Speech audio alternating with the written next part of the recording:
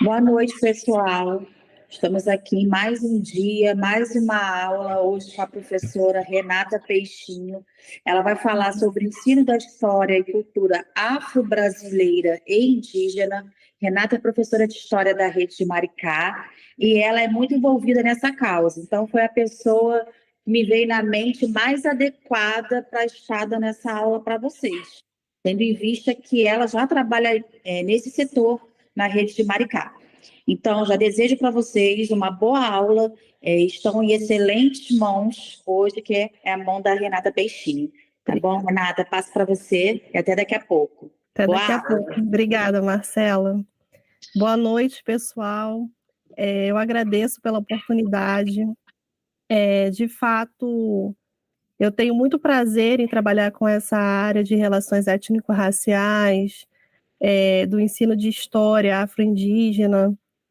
E o concurso da COSEAC, ele trouxe essa oportunidade para a gente debater, para a gente conseguir refletir sobre essas questões, que aí eu já faço um apelo, são questões que são para além do concurso público, né? São elementos que a gente precisa no nosso cotidiano, procurar formação, procurar informação, procurar entender qual é o nosso papel na sociedade, como que a gente pode contribuir, né, para um país mais democrático, mais justo, mais igualitário.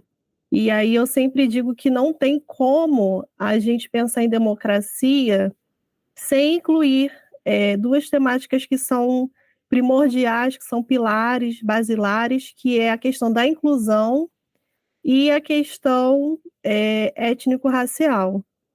Não tem como a gente conceber uma democracia que não inclua os nossos PCDs e também os grupos que não são minoritários, né, que são a maioria da população, mas que em certos cargos, em certas posições, são minoria ainda hoje. Eu vou falar um pouquinho da minha trajetória. Como Marcela já falou, eu sou professora de História. Eu fiz licenciatura e bacharelado na UFRJ. Depois eu fiz o mestrado também na mesma instituição. Fiz mestrado em História Social. E trabalhava, né, com história política. Não necessariamente fui para o lado da questão racial, da questão étnica. Eu sempre trabalhei com cartas da população. Eu sempre me interessei em tentar entender o que o povo pensa sobre política. E, com isso, eu fui para o mestrado, defendi a dissertação. E logo após eu fui para o doutorado na Fundação Getúlio Vargas e com um projeto parecido, só que ampliado, sobre a participação popular durante o processo constituinte no Brasil nos anos 80. E por que eu chego até o meu tema de estudo? Porque ao longo da aula de hoje nós iremos trabalhar com legislação, né? Para os candidatos que já tiveram contato com o edital, no conteúdo programático do professor docente 1 e do professor docente 2, logo no início a gente consegue ver que a legislação relativa às relações étnico-raciais, ao ensino de história afro-indígena, ele é comum para todos os cargos. E isso eu vejo como, assim, um privilégio, né? Eu entendo que todos os candidatos terão acesso a essa documentação, a essa legislação, e isso irá contribuir para que a gente tenha também na nossa rede de ensino professores profissionais que sabem lidar com essas questões. E se não sabem, estão procurando informação, estão procurando melhorar. Então, eu achei muito bacana isso constar no edital. E isso mostra também como que essa temática ela é presente. Com relação ao governo federal, a gente agora está com alguns ministérios, né? temos o Ministério da Igualdade Racial, temos a Sônia Guajajara com os povos indígenas. Então, assim, o concurso de Maricá, ele também está conversando com esse novo momento em que o país está passando. Então, isso é bacana que o candidato, ele também, para além da legislação, para além das notícias, né, que ele também entenda quais os caminhos que as instituições estão fazendo com relação a essa temática. Então, isso a gente tem que estar bem atento também. E por que eu cheguei a essa questão étnico-racial? Como eu falei, eu sou professora de História por formação e leciono em Maricá há mais de 10 anos, leciono também no estado, aqui em Maricá há mais de 10 anos. Então, os meus alunos, geralmente eu dou aula para eles no 6º ano, do 6º ao 9º, e depois eu encontro com eles no ensino médio. Olha que maravilha.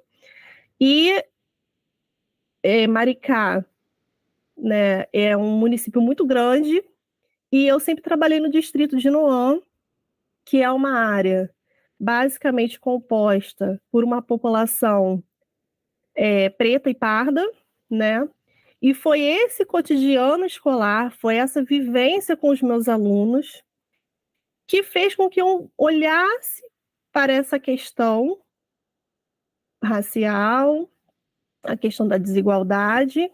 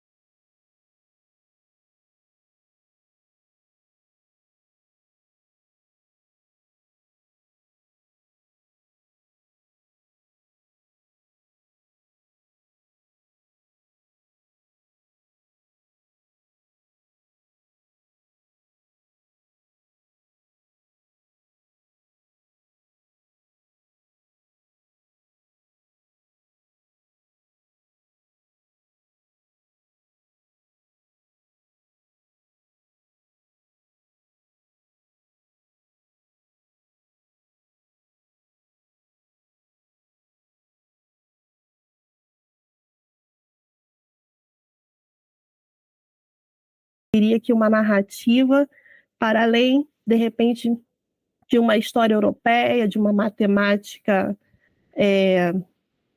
sei lá, uma matemática branca ou uma área das ciências, né? Como é que eu posso trazer cientistas negros, indígenas? Como é que eu posso trazer essa ciência que é pouco retratada ainda nos dias de hoje, tá bom? Então, eu agradeço mais uma vez a oportunidade que me foi dada. Eu espero que possamos ter uma aula reflexiva, prazerosa, E fiquem à vontade para fazer perguntas. Qualquer coisa, Gabriel me passa. Então, vamos lá. Eu vou compartilhar a tela.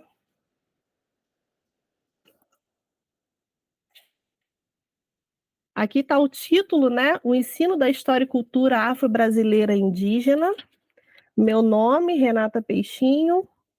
Maricá, 24 de abril de 2024. O que a gente tem para hoje na aula de hoje, né? Eu coloquei, basicamente, 3 objetivos. O primeiro objetivo...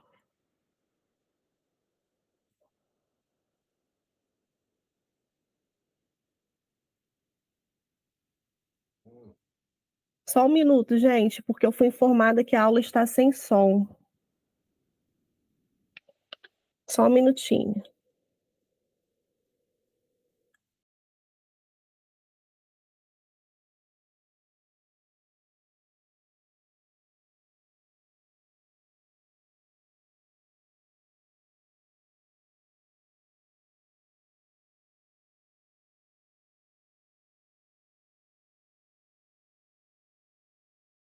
Deixa eu tentar aqui de novo.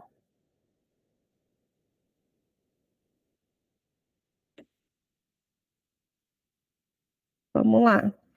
Gabriel, só me diz se a tela está compartilhando.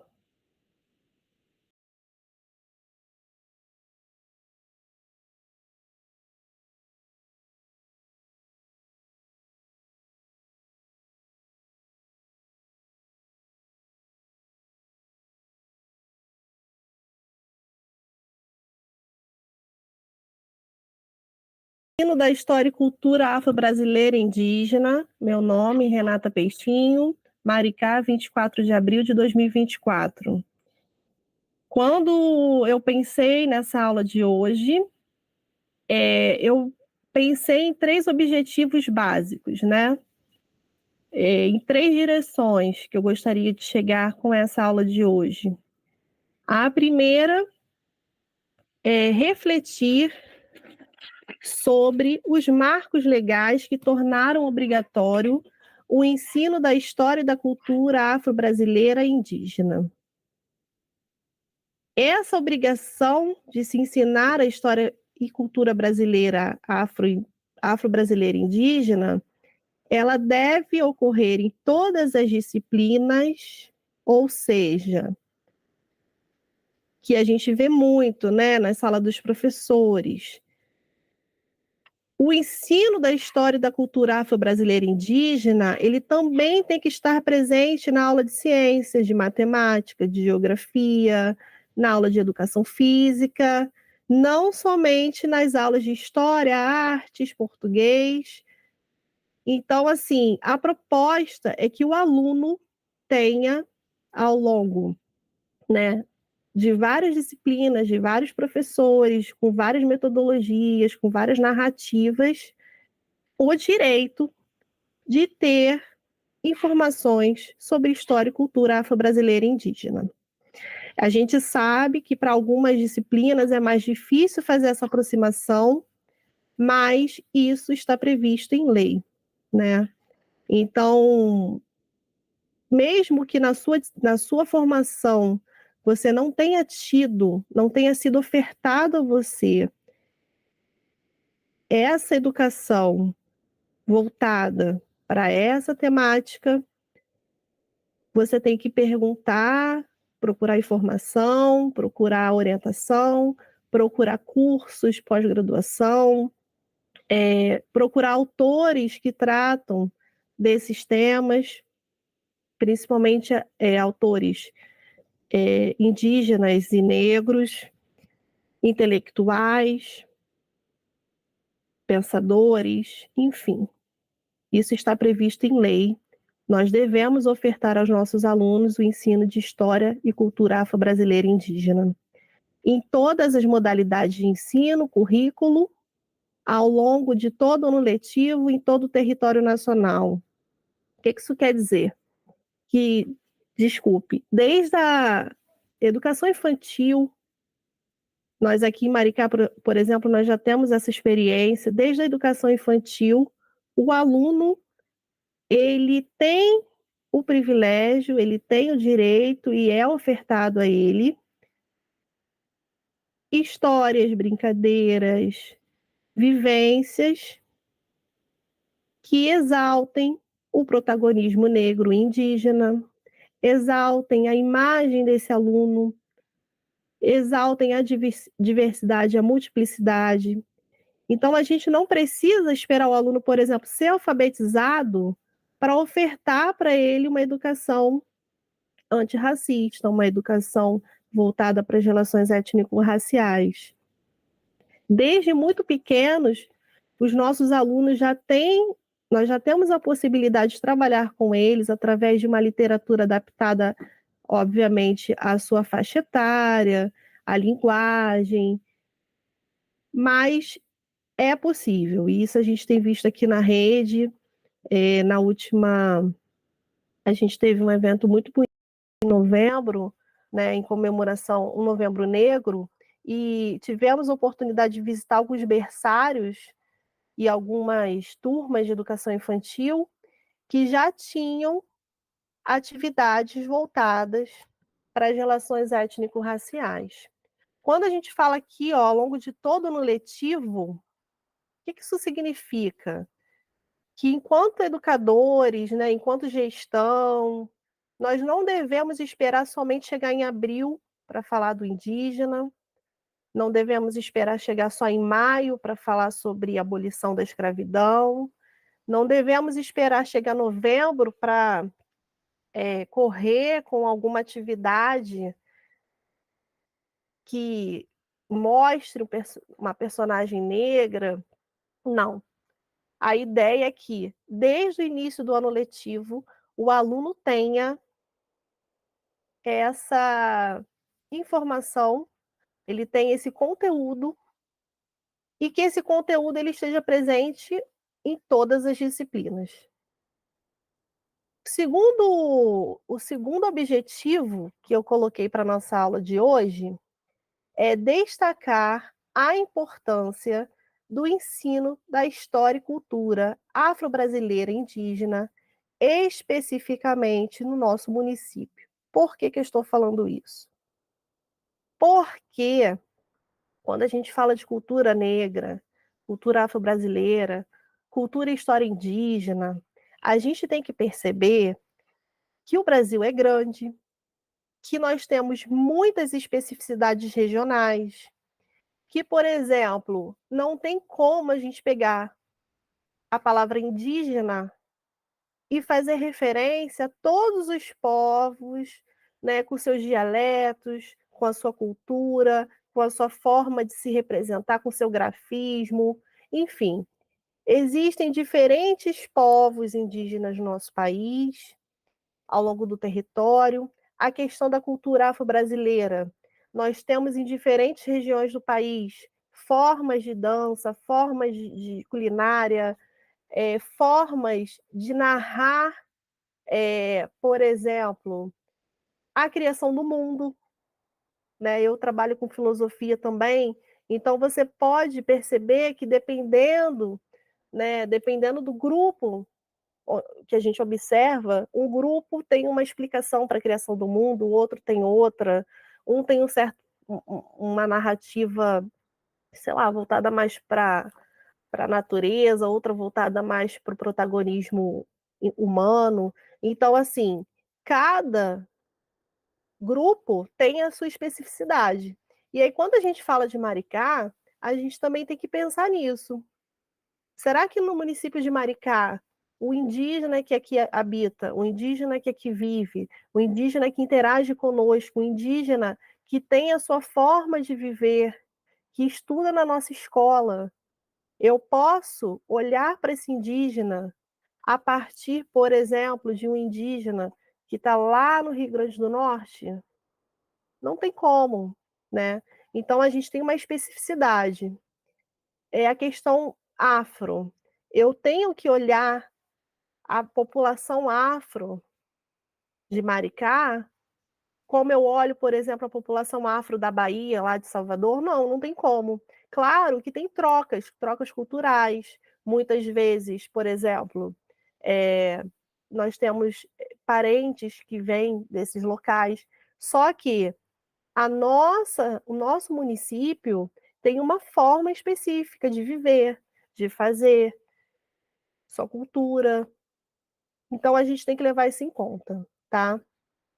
Claro que tem ideias pedagógicas de outros locais que a gente pode utilizar aqui, que a gente pode pensar como que isso pode ser aproveitado para a gente, só que a gente tem que ter esse cuidado, né? Para não tomar o todo como regra, ok? E o terceiro objetivo da aula de hoje é analisar como essa temática étnico-racial, como que ela é apresentada pela COSEAC para os cargos de docente 1 e 2. Por quê, gente? Porque em uma aula de 2 horas não tem como a gente dominar todo o conteúdo. Impossível, né? Até porque são discussões de décadas. Só que uma coisa que eu penso assim, quando a gente vai fazer um concurso público, é como um jogo. A gente tem que saber as regras do jogo. A primeira regra é o edital. E aí a gente tem que pensar como que a banca quer que a gente pense, como que a gente tem que agir. A gente tem que dominar o conteúdo? Tem, beleza. Só que a gente também tem que entender qual a lógica da banca. Quais são os temas que a banca procura tratar mais de um do que o outro? Por exemplo, eu já fiz algumas provas, por exemplo, que a banca gostava mais, no meu caso da história, tá? De Brasil Império ou de Brasil República, que a banca quase não falava da questão do Brasil Colônia. Então a gente tem que pensar nisso, como que a banca age, o que que ela gosta de tema para trabalhar, quais são, dentro do grande tema, né, da educação, quais são os tópicos que ela costuma levar para a prova. Então, isso é uma coisa importante. Então, no final da aula, a gente vai ter alguns exercícios da própria COSEAC para dar uma analisada para ver até que ponto a gente está entendendo o jogo. Falando então agora dos marcos legais, uma coisa, enquanto historiadora, eu preciso falar com vocês, né? As ideias, tem um autor, né, que ele fala assim, é um livro sobre história política, e aí fala sobre os intelectuais, e aí ele fala o seguinte, que as ideias, elas não andam pelas ruas, assim, soltas, né? As ideias, elas fazem parte de ações de indivíduos. Elas fazem parte de uma certa lógica mental, elas fazem parte de certas crenças. Então, as nossas ideias, as nossas ações, elas não são ações por si só. Tem a ver com o contexto, tem a ver com as nossas crenças, tem a ver com o que a gente acha certo ou errado, tem a ver com aquilo que a gente quer com aquela ação, qual é a nossa intenção. Então, quando a gente pega uma legislação, a gente não pode somente olhar aquela legislação desgarrada da realidade em que ela foi escrita. A gente tem que contextualizar quando que aquela lei foi feita. Quem era o governante daquela época? Quem eram os grupos políticos? O que esses grupos reivindicavam? Esses grupos eram maioria ou minoria, por exemplo, no Congresso? Então, isso a gente tem que tentar entender. Mesmo que com pouco tempo, por conta do concurso, o que eu coloquei aqui? Vou ler rapidamente. Antes de analisarmos a legislação brasileira sobre o tema da história e cultura afro-brasileira e indígena, devemos refletir como esses textos, apesar de suas limitações conjunturais, alguns textos foram escritos, por exemplo, num período de grande crise econômica, política no país, de produção, né? Legislação geralmente é feita pelos senadores e deputados federais, ok? Tem que ter aprovação. Então, qual foi o contexto de produção daquele documento? e a aplicabilidade. Muitas vezes uma lei ela é feita, mas ela não tem aplicabilidade, é aquilo que fala, é para inglês ver. E aí a gente escuta muito falar que as leis que nós temos sobre o ensino de história afro-brasileira e indígena não são aplicadas. Isso é uma coisa que a gente escuta muito, é uma reclamação. Ou não são aplicadas, ou são aplicadas de forma limitada e limitante, tá? Então, elas representam, ao longo da história do nosso país, também lutas e reivindicações de indivíduos, movimentos sociais, entidades civis, partidárias, que são sensíveis ao tema afro-indígena. Ou seja, nós não podemos esquecer dos povos, dos movimentos sociais, dos indivíduos que, ao longo da sua existência, lutaram e lutam por melhores condições do povo negro, do povo indígena, né? Então eu coloquei, por exemplo, a primeira imagem aqui, ó, integrantes da Convenção Nacional. Esses integrantes estavam lá na verdade aqui, ó, é um movimento pró-constituinte. 1986, que inclusive foi o ano em que eu nascia, ainda não havia sido aberto o trabalho da Assembleia Nacional Constituinte.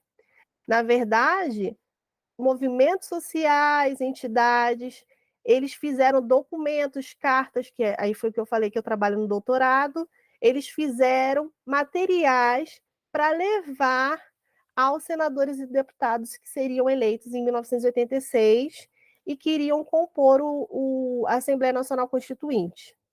Então, você vê ó, que em 1986 houve uma Convenção Nacional do Negro e a Constituinte, e a partir dessa convenção, esse grupo refletiu o que eu quero na Constituinte. Como que eu quero que essa Constituinte seja escrita? Nós sabemos que a nossa atual Constituição de 1988, que ela não é, ela é chamada de Constituição Cidadã, mas nós sabemos que ela tem algumas limitações. Porém, foi uma Constituição que, apesar, né, de ter sido feita após 21 anos de ditadura civil-militar, apesar de não ter sido feita da forma como gostariam, né, uma Constituição autônoma do Congresso Nacional, uma Constituição exclusiva, não foi esse tipo de Constituição que aconteceu, porém, o Congresso Nacional ele foi ocupado por esses grupos, pelas caravanas que chegavam lá e tentavam participar das audiências públicas, assinar os documentos, né, as emendas populares. Então, você vê que o movimento negro estava ali, ó, presente na Constituinte. E a segunda imagem é a marcha, né, das mulheres negras, e bem legal, ó, por um Brasil com democracia, sem racismo, sem violência, sem anistia para fascistas, a justiça e pedindo democracia. E aí volta aquilo que eu falei lá no início da minha fala. Não tem como a gente pensar em democracia sem pensar no povo preto e nos indígenas. Segundo slide, agora, a gente fala também sobre os indígenas no Congresso.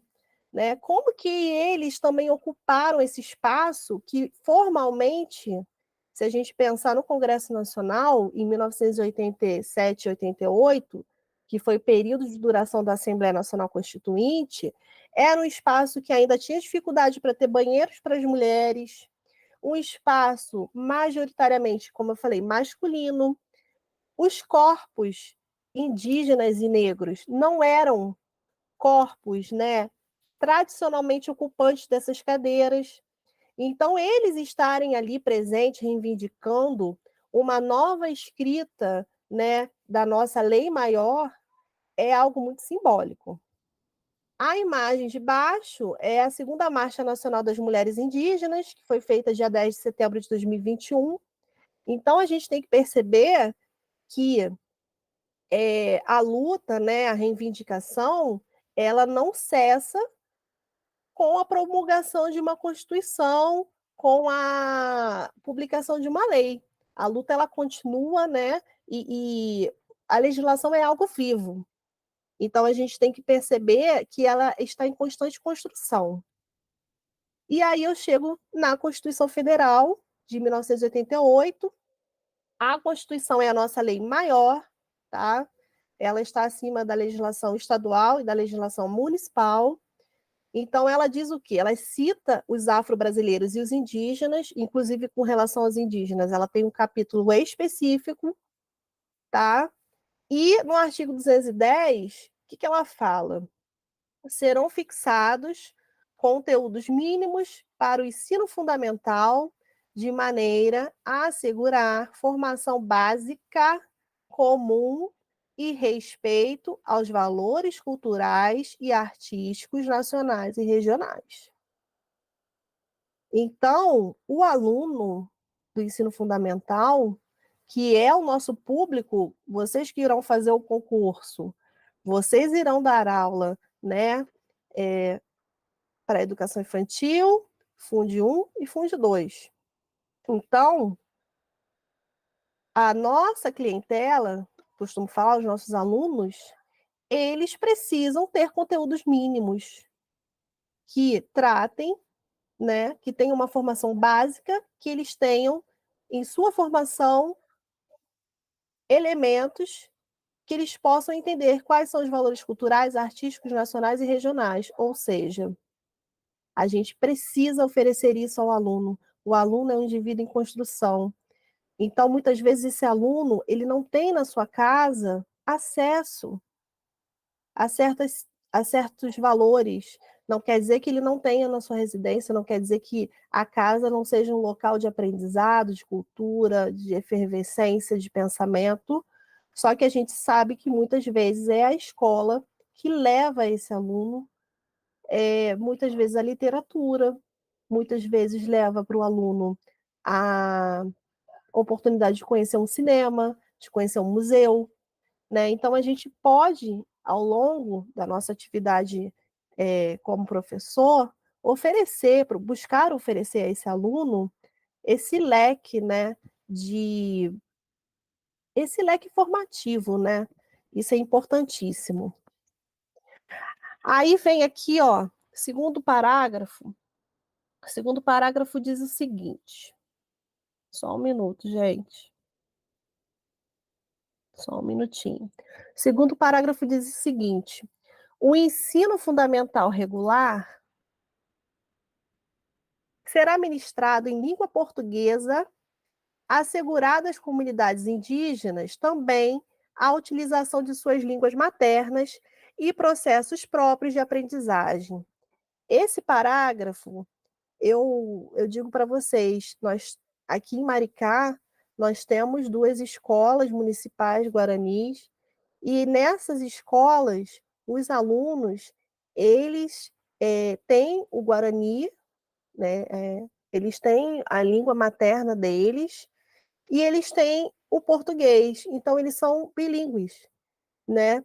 Então, muitas vezes, nas nossas visitas, né, que nós fazemos, eu sou assessora da gerência de relações étnico-raciais, então é muito comum a gente, quando chega nas salas de aulas dessas escolas, por exemplo, a chamadinha, né, que é o nome do aluno, ele tá o nome dele lá, Guarani, e tá o nome dele em português.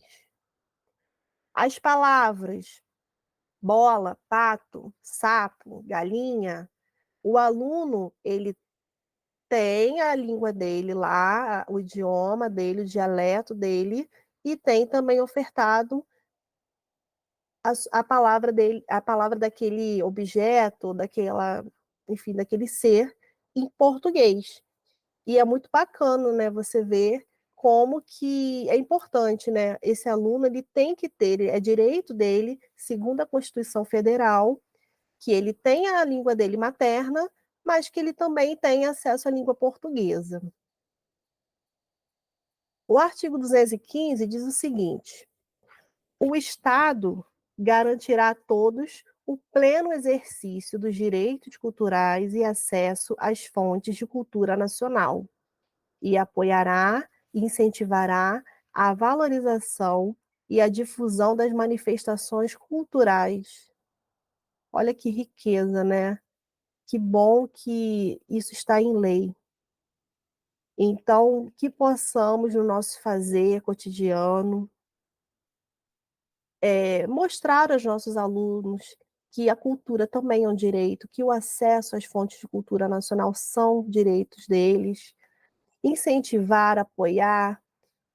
Nós temos aqui na nossa cidade um cinema público, né? O Cinefil, e são ofertados filmes muito bacanas. Então, eu já tive, ao longo da minha experiência enquanto professora, eu já fiz tarefas, assim, olha, a gente vai ver o filme, vai ter um questionário e vai ganhar ponto e tal, mas a experiência de ir até o cinema em grupo, ver o filme, comer pipoca, pensar sobre o filme, é um direito, a cultura é um direito, que muitas vezes não é um direito tão acessível, né? Então a gente sabe a dificuldade que é ainda hoje para o jovem acessar um cinema, um teatro. Então que possamos também tentar lutar, reivindicar o acesso aos direitos culturais. Parágrafo 1º, né, do artigo 215. O Estado protegerá as manifestações das culturas populares indígenas e afro-brasileiras e de outros grupos participantes do processo civilizatório nacional.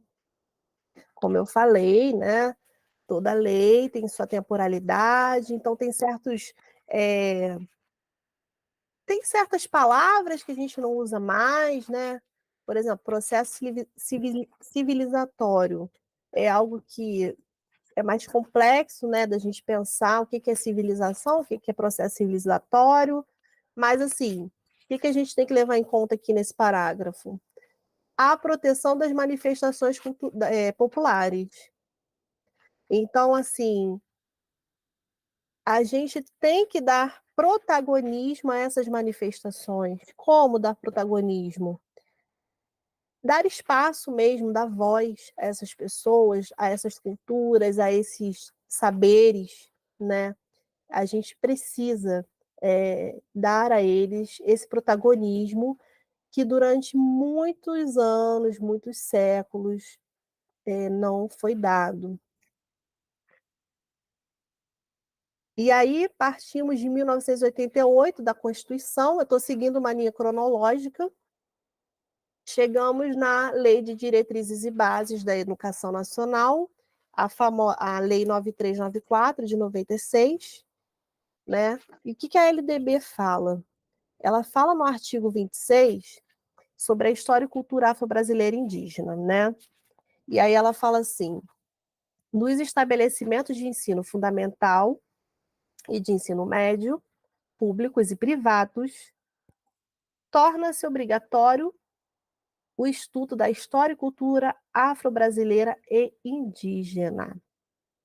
Então, a LDB, ela fundamenta, né, o ensino da história e da cultura afro-brasileira e indígena. É obrigatório, está previsto por lei, está legitimado por lei, não é um favor, não é assim, não deve ser visto como uma barganha, né, como algo. Não, gente, é lei, tem que ser dado, ok? Parágrafo 1º. O conteúdo programático a que se refere esse artigo incluirá diversos aspectos da cultura, da história da cultura, que caracterizam a formação da população brasileira, a partir desses dois grupos étnicos, tais como o estudo da história da África e dos africanos. Quando a gente pensa em história da África, a mesma coisa que eu falei, a África é um continente enorme, né? Vários grupos étnicos. Então, não podemos ver a África como uma coisa só. Quando a gente vê esse termo África, africanos, a gente tem que ver que até a página 2. Depois da página 2, temos outros povos ali no interior daquele continente, também cada um com a sua riqueza, com a sua diversidade. Mas, enfim, a legislação diz, ó, estudo da história da África e dos africanos, a luta dos negros e dos povos indígenas no Brasil, a cultura negra indígena brasileira e o negro e o índio na formação da sociedade nacional, resgatando as suas contribuições nas áreas social, econômica, política pertinentes à história do Brasil. Gente, a LDB, quando eu penso nela, apesar de tudo, né, que depois vieram outras leis complementares, eu lembro muito daquele samba enredo da Mangueira de 2019, que foi campeã, que é o samba que toca o meu coração, acho que toca quase todo historiador, que é a história que a história não conta, né? Assim como a legislação ela tem a sua temporalidade e ela é feita por escolhas, por pessoas que escolhem o que deve e o que não deve estar escrito naquela lei, os livros didáticos também. A história que chega até nós através dos livros e chega até os nossos alunos, muitas vezes é uma história de grupos que não contemplam os grupos étnicos, né, que temos aqui no Brasil, os grupos indígenas e negros. Então, com, recontar essa história a partir da perspectiva dos povos que vieram para o Brasil, os povos que foram escravizados, que tinham suas famílias, suas culturas, suas religiões, suas formas de viver, a história deles não começa aqui.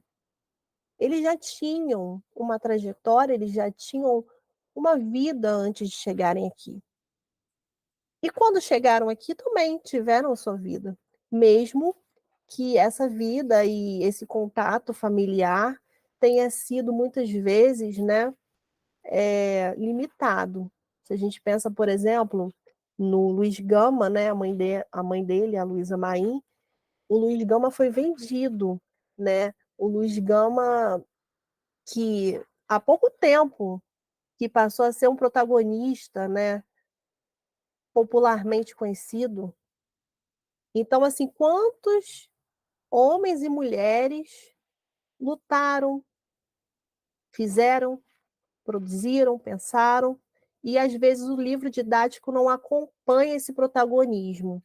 Então, eu acho que é uma oportunidade da gente contar essa história, que é a história oficial, que essa história, muitas vezes, institucional, não permite, né, que esses grupos tenham voz. Segundo parágrafo da LDB diz assim: os conteúdos referentes à história e cultura afro-brasileira e dos povos indígenas serão ministrados no âmbito de todo o currículo escolar, em especial nas áreas de educação artística, de literatura e história brasileiras. Aí aqui a LDB, aí depois mais para frente a gente vai ver que depois, isso aqui já não cabe mais, porque a gente vê que a cultura e história afro-brasileira e indígena, ela não se limita a essas disciplinas. Só que em 1996, quando a LDB foi feita, ainda era especialidade da educação artística, literatura e história, tá? Artigo 78. O sistema de ensino da União, com a colaboração das agências federais. Deixa eu voltar aqui. Só um minuto, gente. Vou voltar. Eu encostei no teclado. Artigo 78. O sistema de ensino da União, com a colaboração das agências federais de fomento à cultura e de assistência aos índios, aqui ainda se usava a palavra índio. Lembra que eu falei sobre a temporalidade das coisas? As palavras têm temporalidade, os conceitos, as expressões. Então, aqui ainda se usava a palavra índio, né? Desenvolverá programas integrados de ensino e pesquisa para a oferta de educação escolar bilíngue e intercultural aos povos indígenas com os seguintes objetivos. Primeiro, proporcionar aos índios suas comunidades e povos, a recuperação de suas memórias históricas, a reafirmação de suas identidades étnicas, a valorização de suas línguas e ciências. É importantíssimo, né, no cotidiano escolar, que a gente dê ao aluno a opção que ele possa escrever sobre si, sobre seus familiares, sobre sua trajetória, sobre suas memórias. E isso, gente, não se limita à disciplina histórica, não.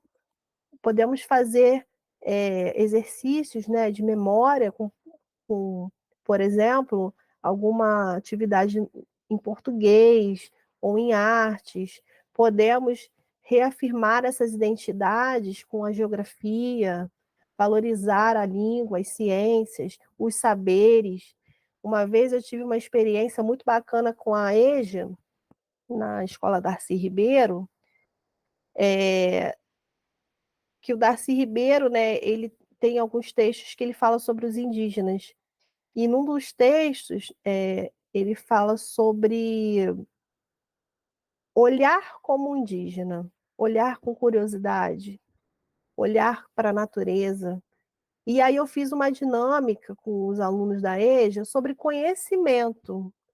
E eles me trouxeram tanto aprendizado, como curar furúnculo, como tirar mancha de cicatriz, como, sei lá, curar uma micose. E eles trouxeram esses ensinamentos a partir daquilo que eles aprenderam com os seus responsáveis, com sua família, a utilização de ervas, né? Da própria, do que tinha no quintal, boldo. Eles falavam muito desse aprendizado que eles tiveram a partir do que aprenderam com seus familiares. Então, também é papel da escola, né? Também é papel dessas instituições proporcionar não só aos indígenas, no caso aqui da LDB tá falando dos indígenas, mas proporcionar a eles o registro dessas memórias, a valorização da sua história, da sua língua e cultura.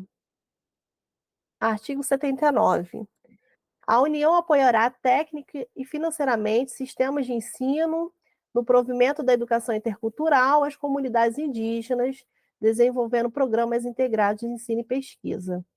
Aqui em Maricá, nós temos algumas escolas que já têm essa vivência intercultural. É bem bacana.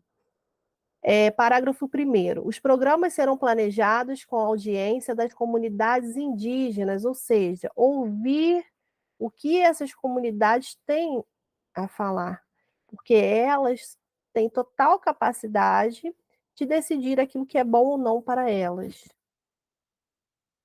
Parágrafo 2º. Os programas a que se refere esse artigo, incluídos nos Planos Nacionais de Educação, terão os seguintes objetivos. Primeiro, fortalecer as práticas socioculturais, a língua materna de cada comunidade indígena. Como eu falei no início, cada comunidade tem a sua língua, tem o seu dialeto, tem suas expressões. Segundo, manter programas de formação de pessoal especializado.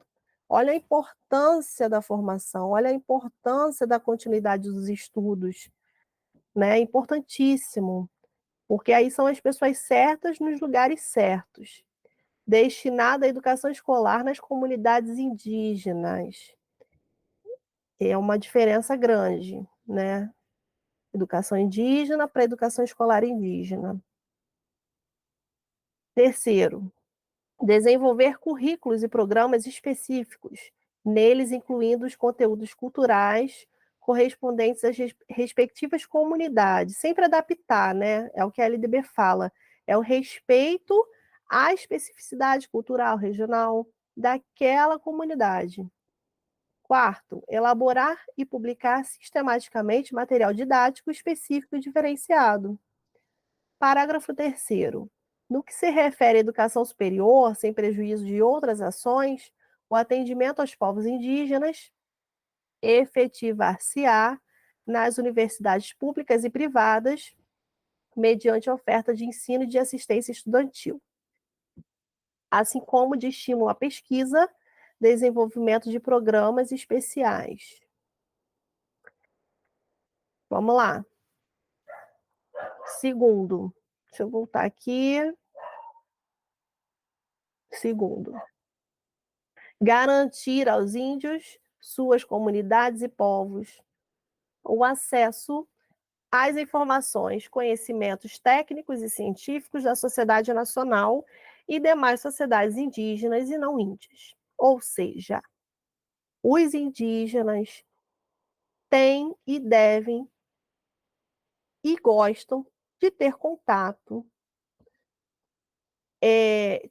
com as tecnologias. É importantíssimo ter contato com tablet, com celular, computador, com canais como o YouTube. Isso é bacana e é importante também. Não que eles dependam disso para adquirir conhecimento, mas deve ser ofertado, e aí decide-se se quer ou não ter acesso através desses meios tecnológicos. Artigo 79b. O calendário escolar incluirá o dia 20 de novembro como Dia Nacional da Consciência Negra. Então, 20 de novembro, já em 1996, já era marcado pelo Dia Nacional da Consciência Negra. Nós sabemos que nem todos os estados, né, de início,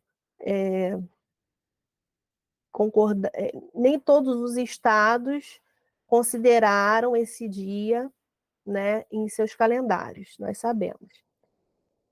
Em 2011, a Lei 12.519 muda a nomenclatura, né? Institui o Dia Nacional de Zumbi e da Consciência Negra. Zumbi dos Palmares, né? Figura importantíssima para a cultura e história afro-brasileira, passa a ser considerado na legislação. Aí vem a famosa Lei 10.639 de 2003. A Lei 639, 10.639, ela é importantíssima porque ela, na verdade, ela altera a LDB, tá? E ela estabelece as diretrizes e bases da educação nacional e inclui nessas diretrizes e bases no currículo oficial da rede de ensino a temática da história e cultura afro-brasileira. Então, ela altera a LDB com relação a esse ponto, tá? E diz o seguinte, artigo 26. Nos estabelecimentos de ensino fundamental e médio, oficiais e particulares, torna-se obrigatório o ensino sobre história e cultura afro-brasileira somente. Então, isso é uma diferença que vocês vão ver mais à frente entre a 10.639 e a 11.645. Ela só trata da questão afro-brasileira, inicialmente, tá?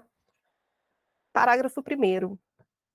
O conteúdo programático a que se refere o caput deste artigo incluirá o estudo da história da África e dos africanos, porque, de fato, não tem como, né, você falar da existência dos negros no Brasil sem mostrar o processo que levou à vinda dessas pessoas, a vinda desses antepassados. Né? Se hoje nós temos uma população negra, parda e preta, é porque houve um contexto comercial, um contexto de escravidão, que trouxe pessoas vindas do continente africano para cá. Ok? Então, ó, a cultura negra brasileira, o negro na formação da sociedade nacional, resgatando a contribuição do povo negro nas áreas social, econômica, política pertinentes à história do Brasil. Segundo, os conteúdos referentes à história e cultura afro-brasileira serão ministrados, olha a diferença. Vamos ver se tem diferença ainda. Sim ou não? A LDB fala o quê? Eu mostrei lá, ó. A LDB, ela fala assim, ó, educação artística, literatura e história. Aí vem a 10.000, fala o seguinte, vou passar aqui, olha lá. Ela fala educação artística, literatura e história brasileira, ou seja, ela continua com essa especificidade disciplinar, vamos dizer assim, né? As áreas que teriam basicamente, especialmente, que abordar a história e cultura afro-brasileira. Artigo 79b. O calendário escolar incluirá o 20 de novembro como Dia Nacional da Consciência Negra, como fez a LDB. Reforça, né? Aí vem, gente, esse material é maravilhoso, né? Maravilhoso esse material. São as diretrizes curriculares nacionais para a educação das relações étnico-raciais e para o ensino de história e cultura afro-brasileira e africana.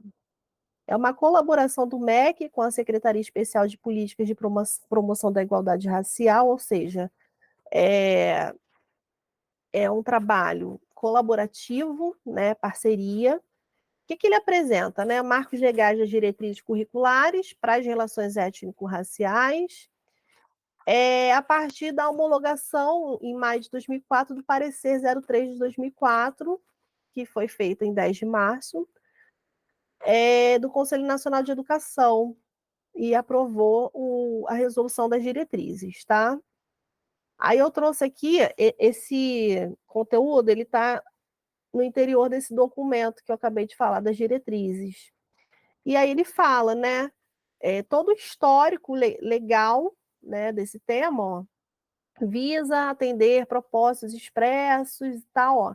Aí ele fala da LDB, da 10.000, ele fala da Constituição, que eu já mostrei para vocês, né?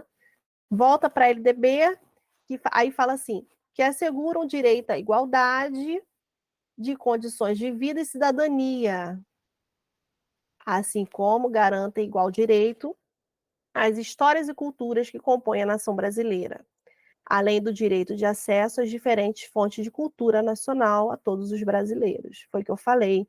Como fazer democracia sem oferecer aos cidadãos igualdade de direitos e condições educacionais, culturais, saúde, que é o básico, né, minha gente? Juntam-se a esses preceitos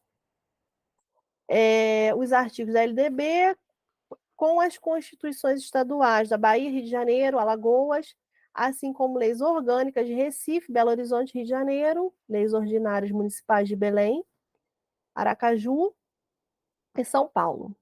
Junte-se também ao disposto o ECA, o Estatuto da Criança, e bem como o Plano Nacional de Educação, ou seja, esse parecer, esse relatório, ele faz um caminho, né, para chegar onde ele precisa. E esse caminho, ele é embasado a partir do que já tinha sido produzido a respeito do tema.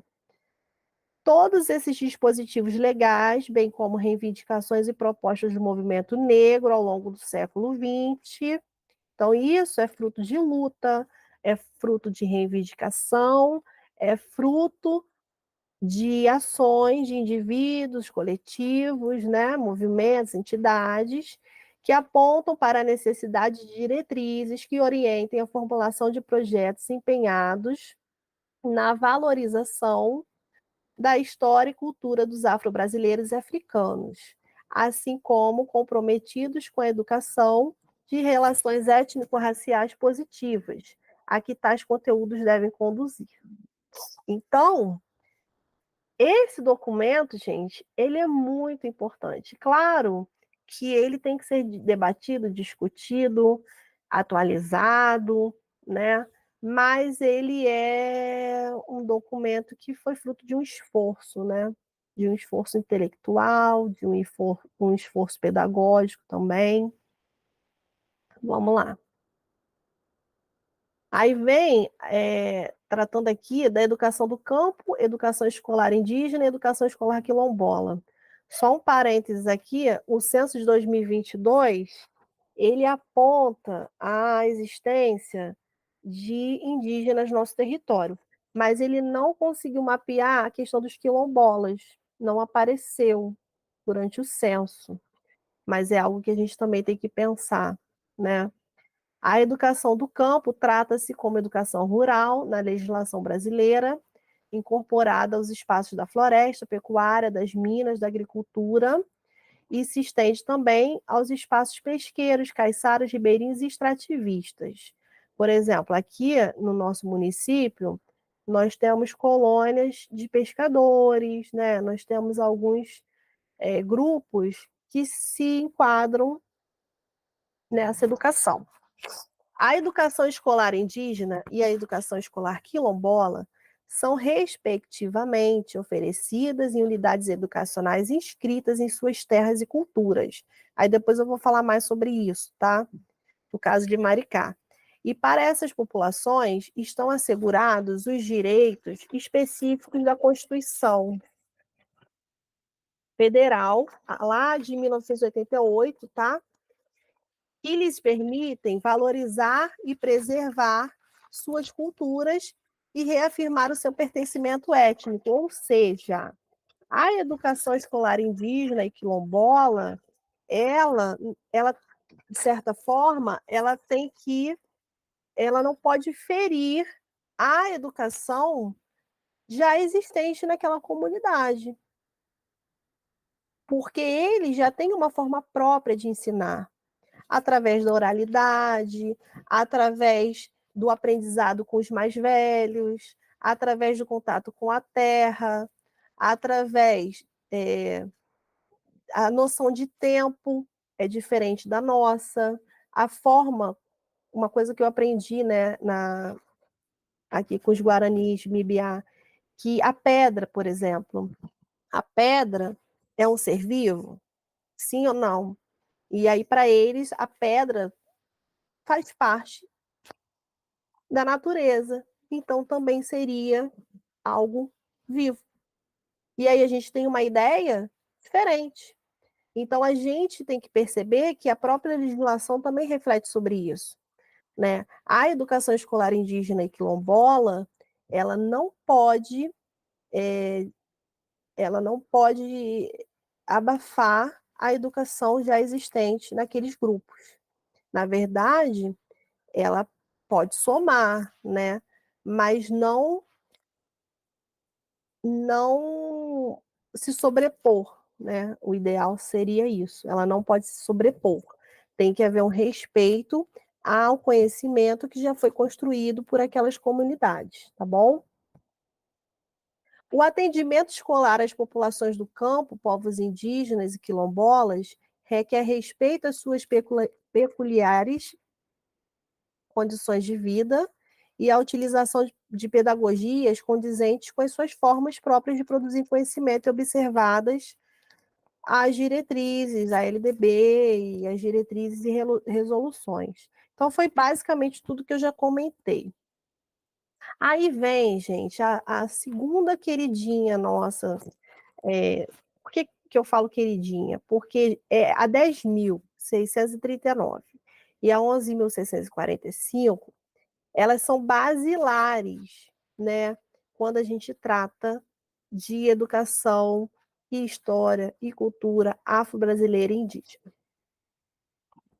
Elas nos ajudam, inclusive, quando alguém pergunta por que você está ensinando esse conteúdo, por que você está trazendo essa perspectiva que foge, de repente, daquela coisa europeia, que foge, muitas vezes, daquilo que as gerações estão acostumadas a ver nos livros didáticos.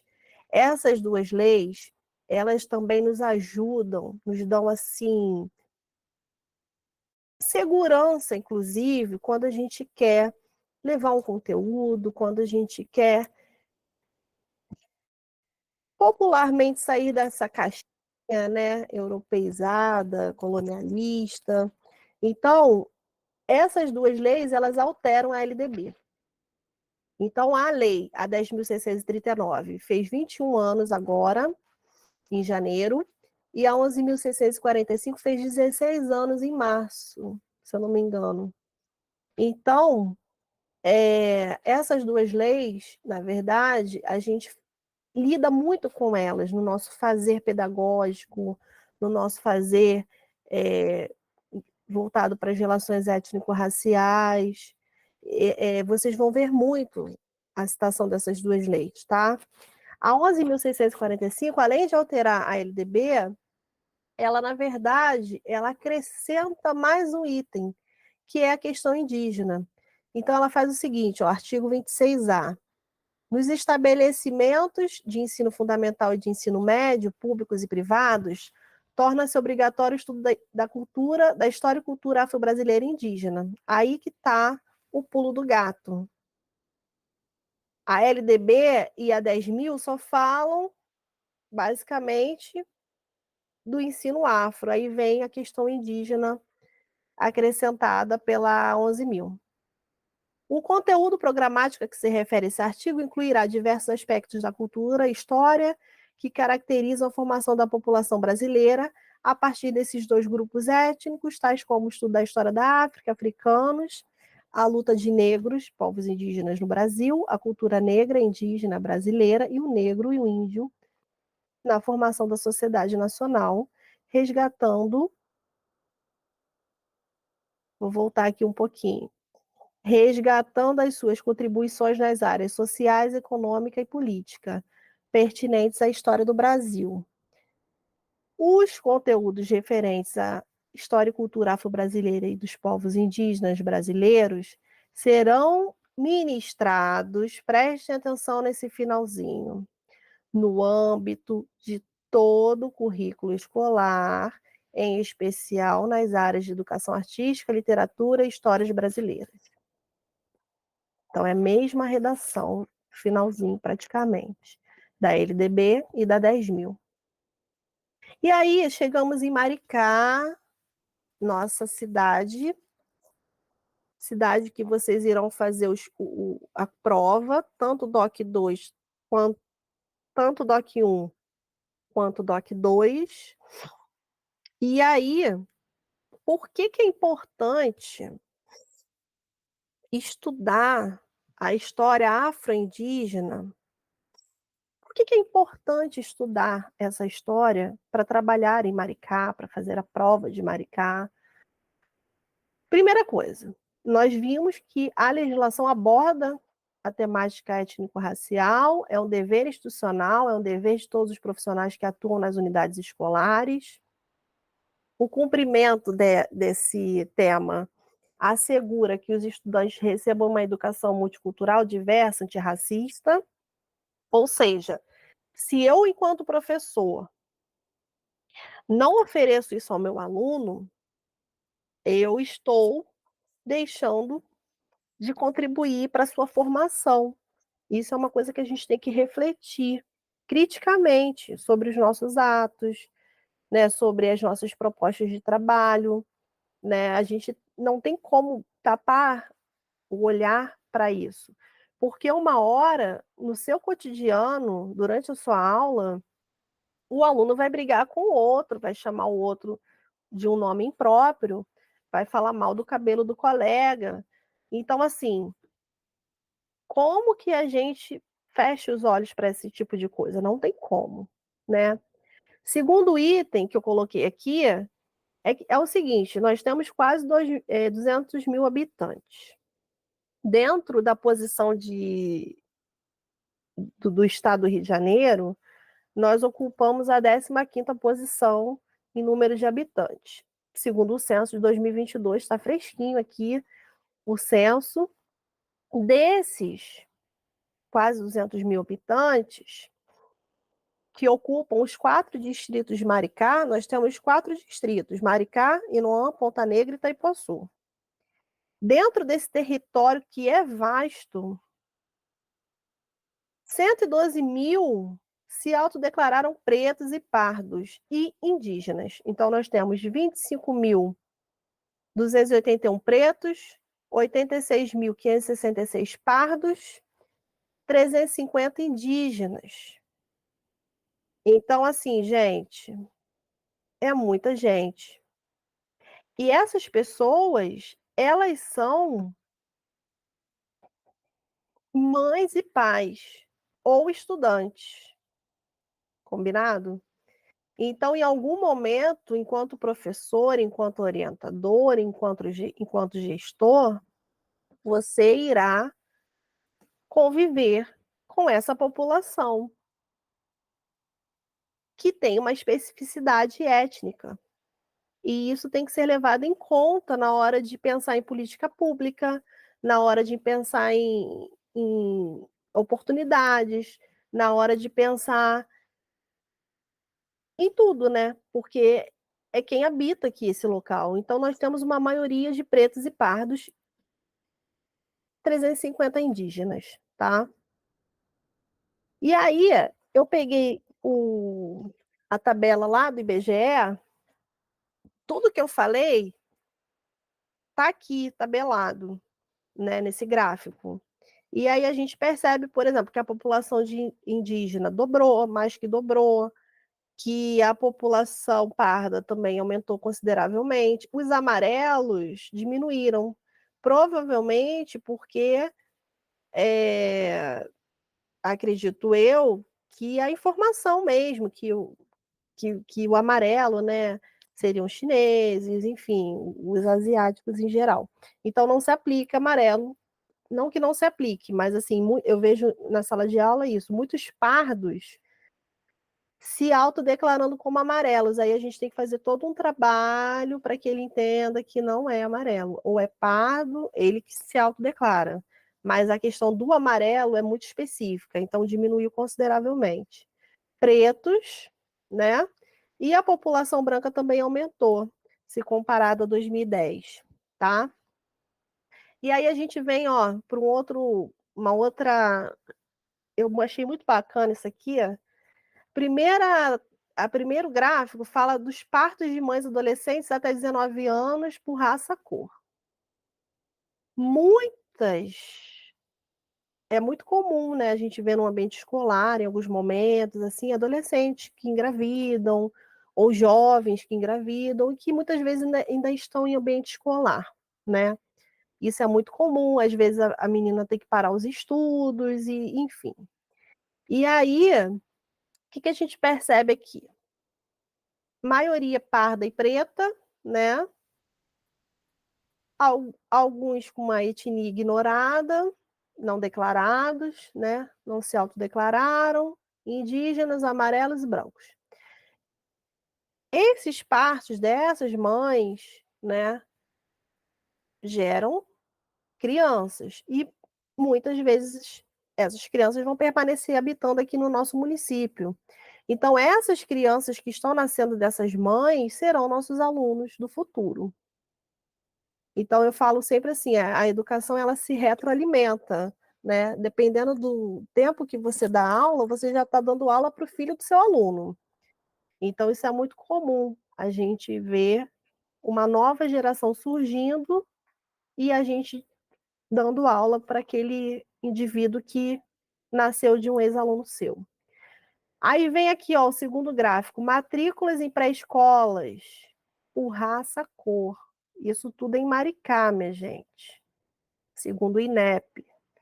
Então a gente vê, olha que coisa diferente. Se as mães se autodeclararam, em sua maioria pardas e pretas, aqui, na hora da matrícula, em grande parte, essas crianças, elas não foram autodeclaradas, até porque é pré-escola.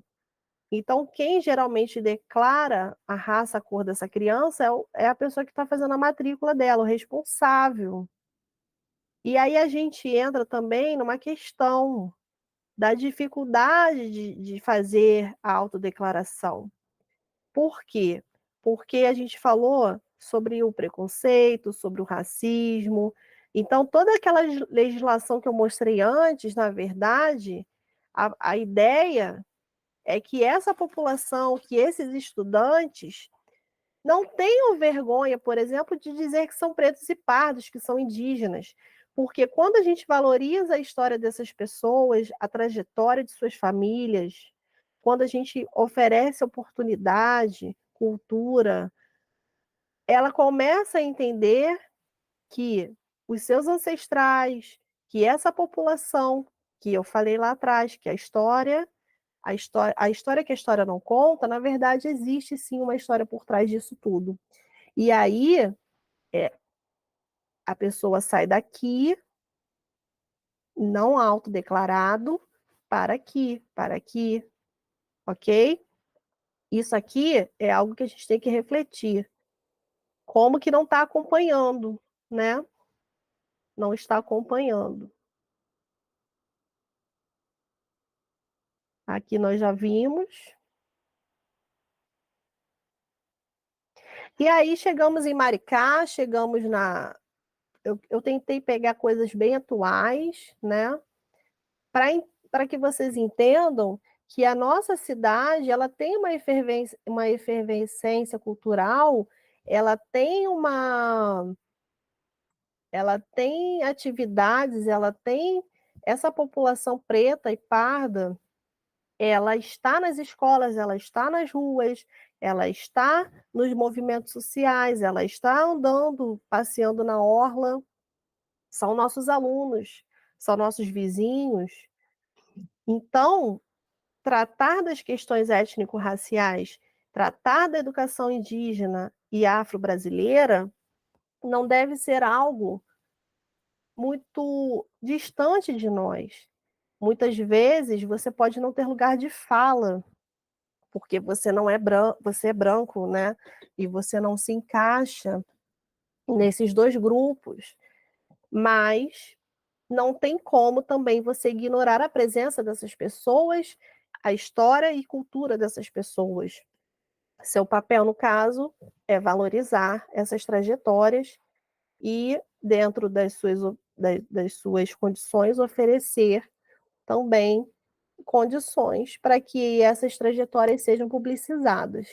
Então, aqui, a gente vê aqui uma notícia do jornal O Dia, falando sobre o Festival Zumbi dos Palmares, e aí eu retomo aquela narrativa que eu falei no início. Esse protagonismo, ele não pode se limitar a novembro, não pode se limitar ao maio, e a gente precisa relativizar o 13 de maio, a gente precisa relativizar algumas datas comemorativas e abrir o debate, refletir e reconstruir ou construir novas narrativas, dando sempre protagonismo a quem é de direito. Aqui nós temos uma aluna linda da nossa rede com esse lápis com diferentes tons de pele, que é uma ótima oportunidade de autoconhecimento, de se ver e se representar. Então, a gente trabalha muito com atividades ligadas à autorrepresentação, e é muito bacana você ver que o aluno que antes tinha vergonha de desenhar a si próprio, que não se encaixava naquele tom de rosa clássico, como a minha geração, hoje tem uma infinidade de tons de peles, né? De tons de lápis para se representar. Aqui nós temos a entrada de uma das escolas indígenas. Nós temos duas, nós temos essa aqui, que é a Guarani Quiringuê, que fica em Itaipuaçu, dentro também de uma aldeia, Guarani Mibiá. E temos aqui, ó, a Guarani Parapoti, Ejá, que fica no bairro de São José do Embaçaí. Também uma aldeia, na aldeia Mata Verde Bonita. Essa escola, as aldeias, elas recebem visitas e a gente acabou de ter uma festa indígena nesse final de semana e foi bem bacana porque a gente viu grupos de outras regiões de Saquarema, Araruama, estudantes de outros municípios tendo essa experiência, respeitando, né, o cotidiano, respeitando a cultura, mas também conhecendo, aprendendo. Aqui tem um livro que aí eu já coloquei o link aqui para divulgação, um livro que acabou de ser lançado, A Sabedoria Mbiá-Guarani, Desconstruindo Preconceitos e Transformando Maricá. É um livro importantíssimo, tá? Ele é muito importante para a gente poder entender um pouco mais dessa população que está aqui conosco. Só um parênteses, né? Os alunos das escolas aldeadas, eles, no sexto ano, eles vão para uma escola fora da aldeia, né? A escola municipalizada de Noam, por exemplo, geralmente recebe esses alunos e eles ficam lá do sexto ao nono ano e depois eles vão para a rede estadual. Então, assim, eu, como professora do estado também, eu já tive o privilégio de dar aula para alguns alunos indígenas, aprendi muito com essa experiência, muito rica, faz a gente pensar, repensar certas coisas, certas verdades, né, certas certezas. Então, a experiência que o nosso município tem com essas duas aldeias e essas duas escolas aldeadas é um diferencial na nossa rede de ensino, e isso precisa ser destacado para vocês que irão fazer a prova, né?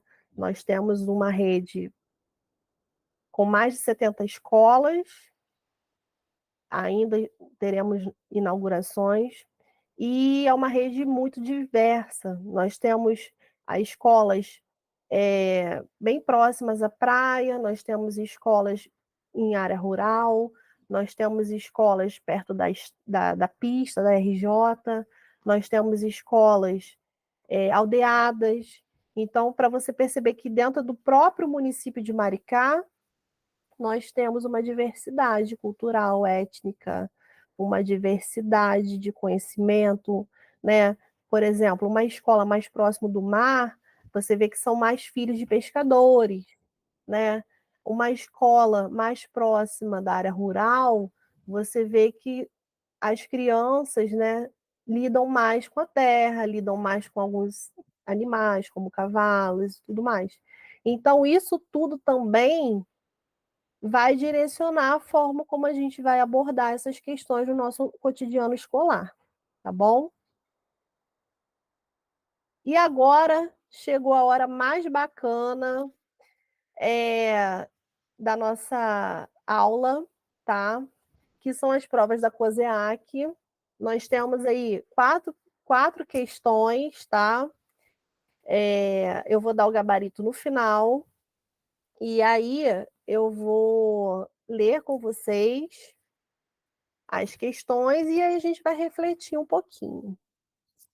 O que é cada coisa? O que é o que aí? Né? Primeira questão, COSEAC.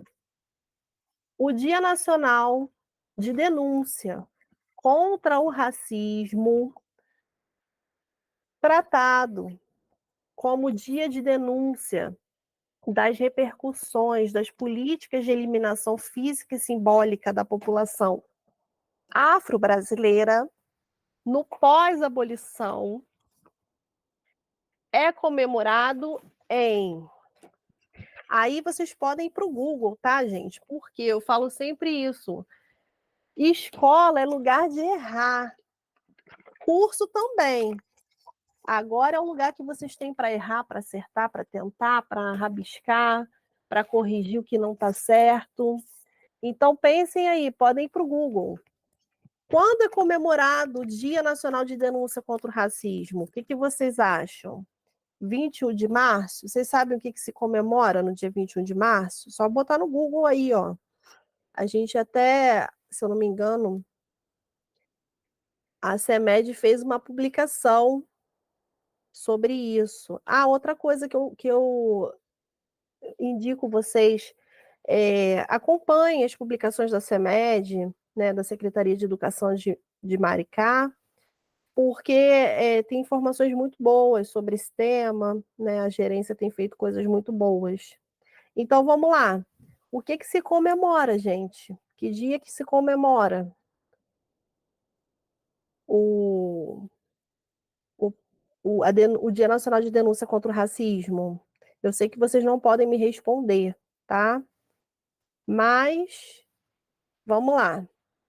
O dia 21 de março, que foi instituído, né, segundo a ONU, é o Dia Internacional de Luta pela Eliminação da Discriminação Racial. Eliminação, não é denúncia. Então, não é a letra A, tá? Vamos lá. É importante também vocês, não é que vocês vão lembrar de todas as datas, mas é importante vocês lembrarem de algumas coisas assim ligadas ao tema. Por quê? Porque isso já ajuda bastante na hora de fazer a prova, tá bom? 20 de novembro todo mundo sabe que é o Dia da Consciência Negra, né? Então, quem marcou a letra B, 13 de maio, acertou, tá bom? Tem uma música muito boa que fala sobre o dia 14 de maio. É uma música que, se vocês puderem acompanhar, ouvir no Spotify, é do Lazo Matumbi, que ele diz assim, ó: no dia 14 de maio eu saí por aí, não tinha trabalho, nem casa, nem para onde ir, levando a senzala na alma, subi a favela, pensando em um dia descer, mas eu nunca descia. Então, o 13 de maio, gente, ele não foi como a gente vê nas novelas, né? Aquela coisa linda, maravilhosa, todo mundo abrindo os portões, festejando, não. Então, o Dia Nacional de Denúncia contra o Racismo é justamente para refletir sobre essa abolição. Que pós-abolição é esse que não deu a essa população recém-liberta condições de habitação, de educação, né, condições para que de fato pudesse ter uma cidadania plena. Então, quem colocou aí, ó, letra B, acertou. Vamos lá para o segundo, da COSEAC. Nilma Lino Gomes aponta novos paradigmas no horizonte pedagógico, mediante a inserção cada vez maior do trato da diversidade cultural e étnico-racial nos currículos escolares. Para a autora, descolonizar o currículo implica. Aí a gente tem que pensar na palavra descolonizar. O que que é colonizar e o que que é descolonizar, né? Colonizar, aí a gente lembra de colônia, né? Aí a gente lembra, por exemplo, que a gente foi colônia de Portugal, né? Que estávamos até o século XIX submetidos às vontades de um país da Europa, né?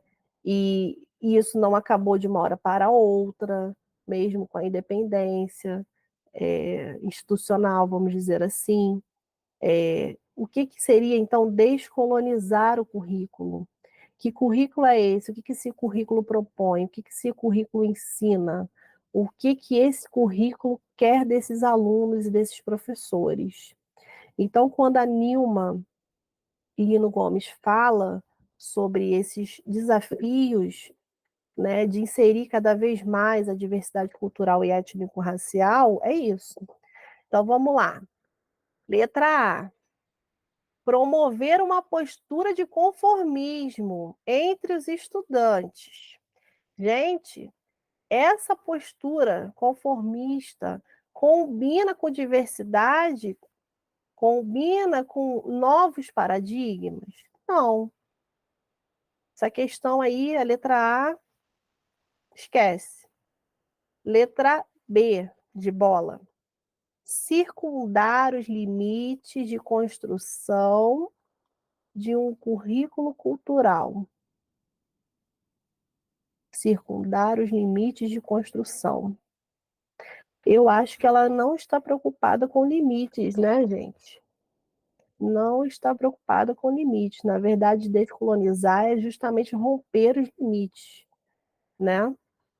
Letra C, de casa, garantir lugar à igualdade nos discursos e práticas curriculares. Garantir lugar à igualdade dos discursos. Na verdade, não é bem essa proposta que ela tem. Na verdade, ela quer trazer a diversidade, ela quer discutir a inserção da temática étnico-racial no currículo, né? Letra D. D de dado. Superar a perspectiva eurocêntrica do conhecimento e do mundo. Deixa quieta essa questão aí. E letra B, letra E. Estabilizar os modelos epistemológicos dominantes. Gente, não. Estabilizar modelos epistemológicos dominantes? Não. Na verdade, o que ela propõe é romper, né? É descolonizar o currículo. E aí, a letra D é a que se enquadra, porque diz assim, ó, superar a perspectiva eurocêntrica. Lembra que eu falei de colonizar, de colônia? A gente ainda carrega no nosso currículo as nossas referências bibliográficas, as nossas referências de quando a gente, na pós-graduação mesmo, né? Quando a gente vai usar um autor, geralmente é um autor europeu ou um autor norte-americano. Pouco se usa autores do continente africano, autores da América Latina, autores brasileiros.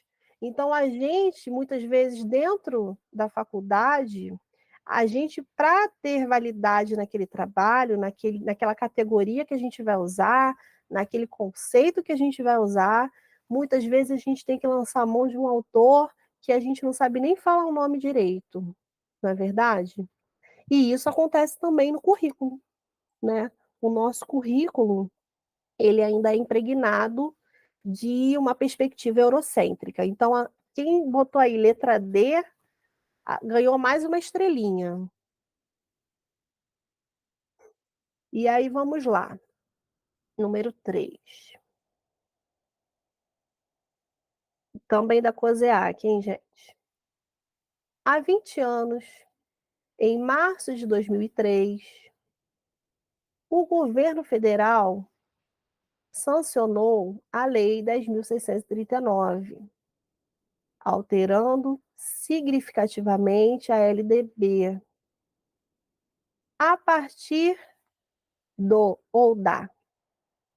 A gente está na número 3, hein, minha gente? O que ela mudou? Vamos lá, vamos ver. Letra A obrigatoriedade da temática história e cultura indígena no currículo oficial. Isso aqui é uma pegadinha, hein, gente? Isso é uma pegadinha. Vamos voltar lá na legislação. Deixa eu ver se eu consigo voltar aqui. Eu falei o quê? Que curso e escola é lugar de erro e acerto. Não tenham vergonha de voltar, não tenham medo de voltar. Pega e volta na legislação tranquilamente, entendeu? Não lembro, volta. Ó, a gente está na 10.000, então vamos voltar lá na 10.000. Olha o que a 10.000 fala, lá na ementa dela. Altera a LDB, estabelece diretrizes e bases da educação nacional para incluir no currículo oficial da rede de ensino. Olha a resposta. A obrigatoriedade da temática história e cultura afro-brasileira. O que diz lá na questão 3? Olha o que a questão 3 fala. Deixa eu voltar. É bom que vocês vejam o slide de novo. Aí a gente reflete mais, né? Muito linda essa menina, gente. Tô apaixonada. Com relação às aldeias, vocês podem agendar a visita.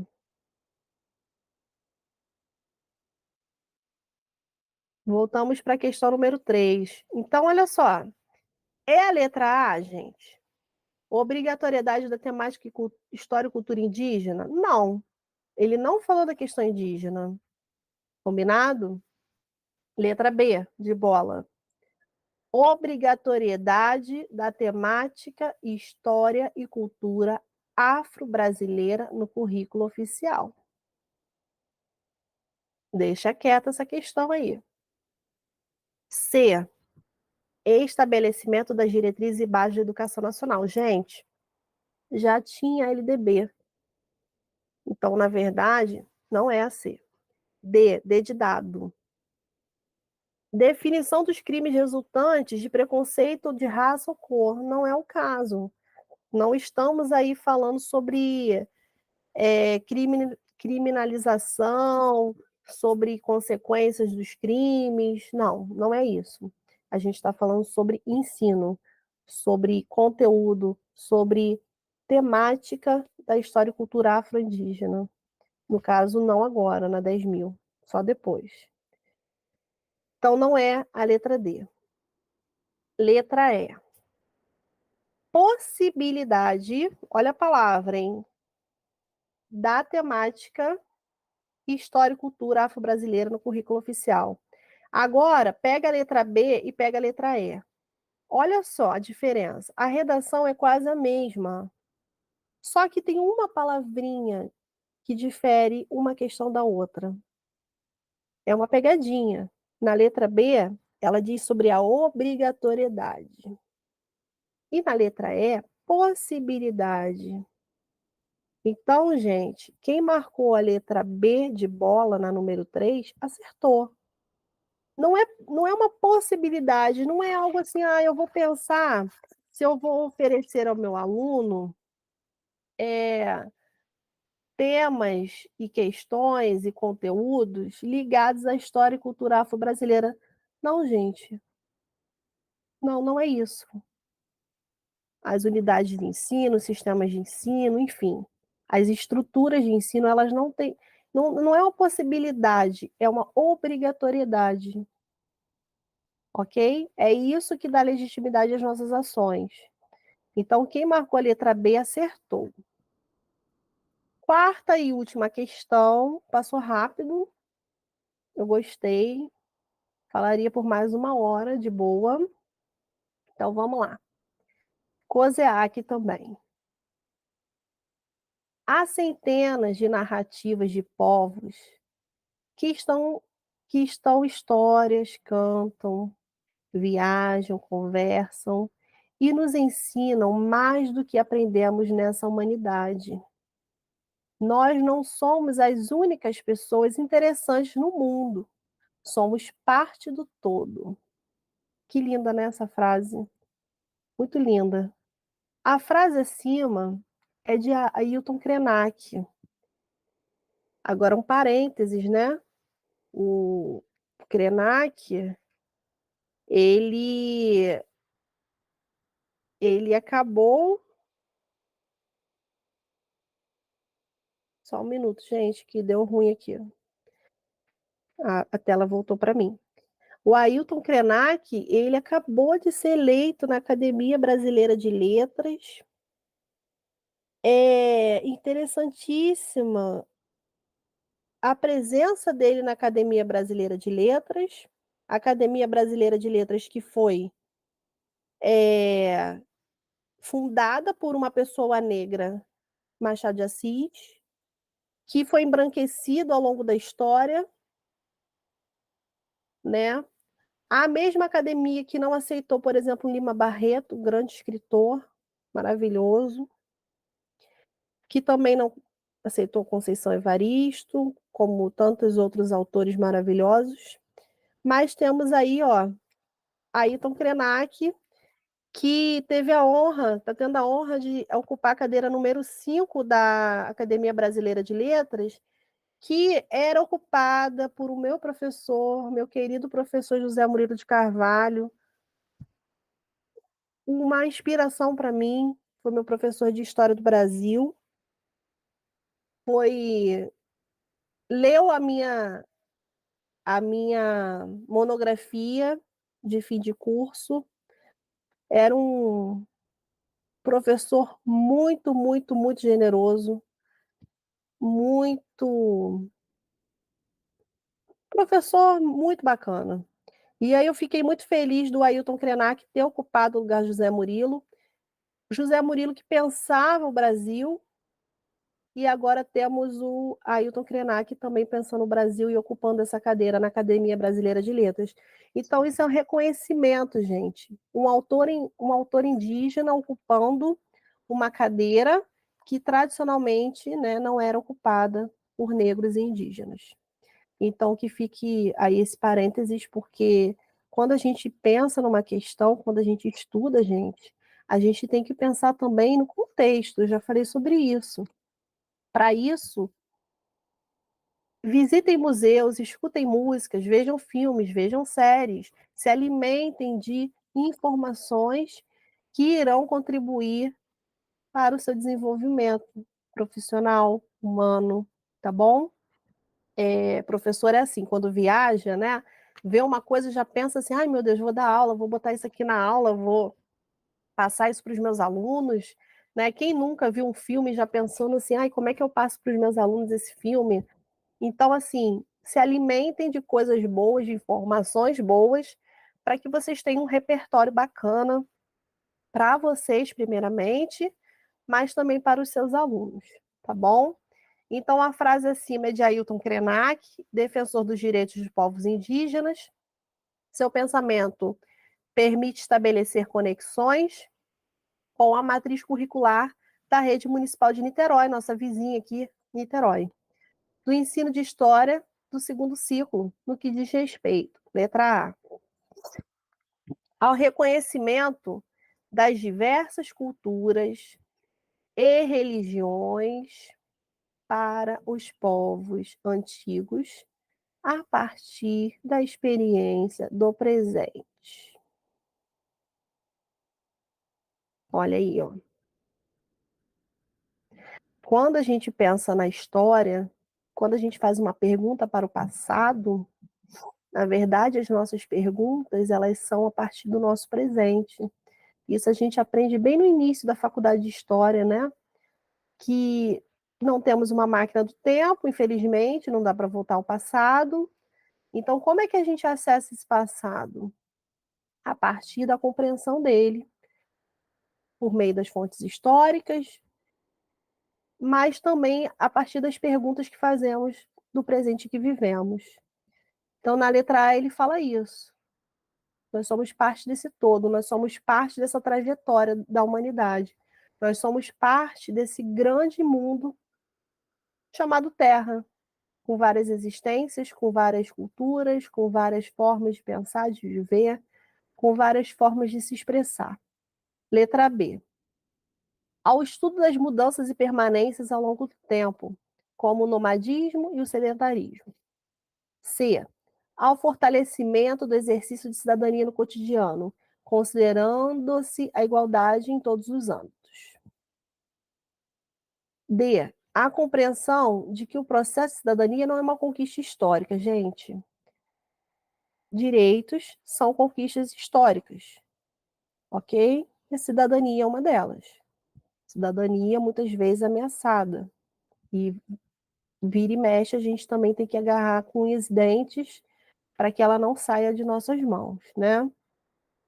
Então a letra D, gente, já não é, né? Exclui a letra D. Letra A é de escola. A valorização da cultura nacional. Na verdade, aqui ele está falando do mundo, né? Ele não está limitado à cultura nacional. Então, não. Apesar dele ser um pensador, né, dos povos indígenas, ser um pensador, né, que pensa sobre o país e tal, não. A gente não está falando de cultura nacional. Então, exclui a D e a E. Volta lá para a letra A. Reconhecimento de diversas culturas. O Krenak aqui, ele está falando da imensidão, ele está falando da variedade de culturas do mundo. Como a gente aprende com a variedade, com a diversidade. Como que, na verdade, a gente tem que perceber que nós também somos pequenos diante dessa imensidão de experiências. Então, a partir disso, eu considero que a letra A é que mais se adequa a essa questão.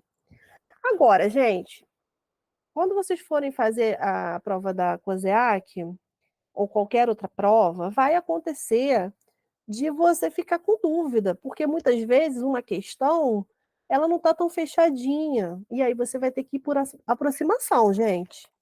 Vai ter que ir por aproximação, porque senão fica difícil, tá? Então, quem marcou a letra A na número 4 acertou. Aqui está o gabarito. 1, letra B. 2, letra... Vou voltar aqui um pouquinho. 2, letra D.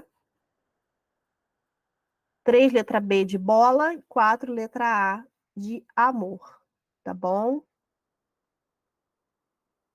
Aqui estão as nossas referências principais. Nossa Constituição Federal de 88. A Lei 9.394, que é a LDB.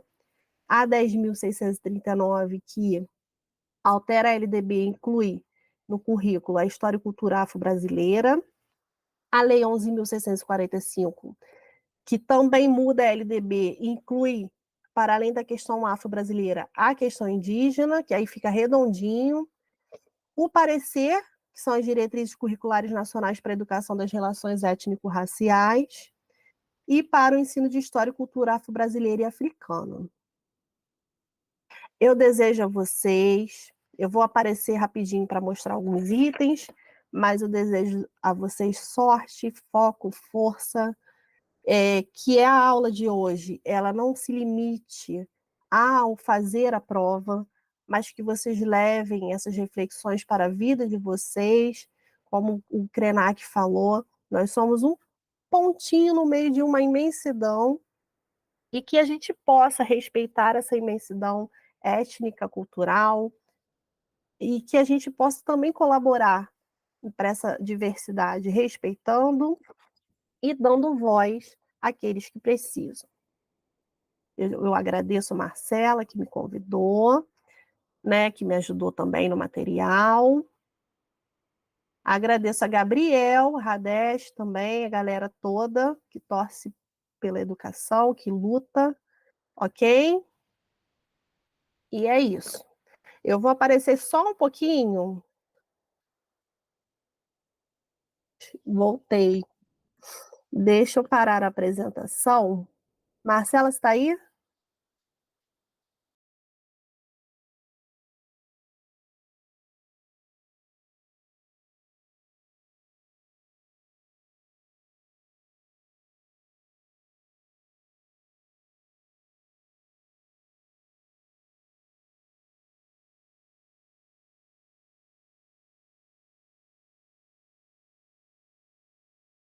Gabriel?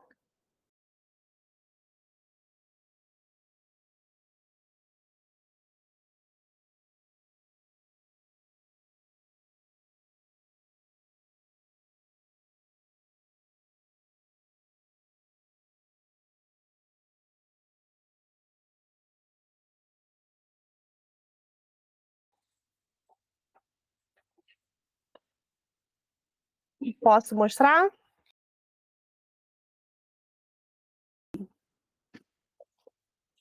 Pessoal, então, eu agradeço pela oportunidade de dar essa aula. Eu trouxe aqui alguns elementos que eu utilizo ao longo da minha formação. Por exemplo, além daquele livro que eu coloquei sobre os Guaranis Mibiá aqui de Maricá, um livro que tem em formato digital, esse livro aqui também é maravilhoso, organizado pela Jaina Corenza. É um livro que eu utilizo muito, que eu consulto, que eu reflito. Temos vários outros. A própria bibliografia do concurso, a COSEAC, já na própria bibliografia, já aponta para alguns autores que são importantes nessa trajetória, tá? Eu trouxe aqui esse recurso, que é uma canetinha, mas também nós temos giz de cera, lápis de cor, que é uma forma dos alunos eles se representarem nos diferentes tons de pele. Então, dá para você fazer uma atividade Você pode utilizar um espelho, você pode utilizar o giz de cera, você pode, por exemplo, os professores de artes podem fazer a produção de tintas a partir de materiais orgânicos, né? Folhas e pigmentos orgânicos. Para os professores do primeiro segmento e educação infantil, nós temos uma infinidade de livros com a temática, né, afro e indígena, de preferência autores negros, negras, indígenas, tá? Dê preferência a essas pessoas que durante muito tempo não conseguiam publicar livros, não conseguiam ter suas obras vistas pelo público, pelo mercado editorial. Esse livro aqui do o Otávio Júnior, ele já esteve na Flim de 2022, se eu não me engano. É um livro maravilhoso, da minha janela. Eu já tive o prazer de ir em algumas escolas e presenciar trabalhos maravilhosos a partir desse livro, tá? E minha última aquisição foi essa aqui, tá? Eu comprei esse chocalho na aldeia Mata Verde Bonita, na festa indígena que teve agora nesse último final de semana. E a musicalização, ela também é uma forma, né, de você trazer esse conteúdo, essa temática. Ela pode ser utilizada não só pelos professores de música, ela pode ser utilizada em outros momentos, ao longo, enfim, de outras disciplinas. A gente pode trabalhar ritmo, a gente pode trabalhar tempo, no caso meu da história, a gente pode trabalhar o corpo, né, se movimentar a partir do som que é emitido. E o legal é que cada chocalho tem um som, porque eles são feitos de sementes, então nenhum é igual ao outro, né? E isso também é bacana para a gente entender que, assim como o chocalho não é um igual ao outro, nós também não somos, mas também nós nos assemelhamos em algumas coisas, em algumas lutas, em algumas causas. Então, eu agradeço pela oportunidade, eu espero que vocês façam uma boa prova, eu espero que vocês tenham calma, né? Porque eu sei que é uma prova super disputada, eu sei que muitos olhares, né, estão voltados para essa prova, mas que vocês possam se concentrar naquilo que vocês estão investindo. E esse curso, né, esse preparatório, ele é muito bacana, porque quando Marcela, né, eu percebi assim, que ela tentou equilibrar, né, as pessoas que de fato estão no chão da escola, que estão ali, que estão convivendo com esse cotidiano escolar. Então, esses materiais, por exemplo, que eu trouxe, eu uso no meu dia a dia como professora. Então, assim, eu tento trazer esse conteúdo que é previsto em lei para o aluno de uma forma que ele possa entender de forma lúdica, de forma cultural, de forma diversa, como que isso que eu estou amparada por lei pode se aplicar na linguagem de um adolescente, na linguagem de uma criança. Então, que vocês saiam daqui inspirados. Eu acho que esse é o meu desejo. Para além do concurso, que eu sei que é importante, que é uma validação importante para muitos, porque de fato a gente tem formação e a gente precisa se sustentar com o emprego, mas que essa aula possa servir também para que vocês possam refletir, né? Qual é o nosso papel enquanto educadores, como que a gente pode, de fato, aplicar essas leis no nosso fazer pedagógico, tá bom? Obrigada, Marcela, obrigada, Gabriel, obrigada pela oportunidade mais uma vez. De nada, Renata. Eu quem te agradeço. Amei o chocalho. Eu também vou lá visitar, também vou querer.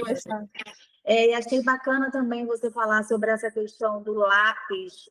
Para quem não sabe, Maricá, no nosso material que foi para o aluno, foi esse lápis, é um lápis com vários tons de pele.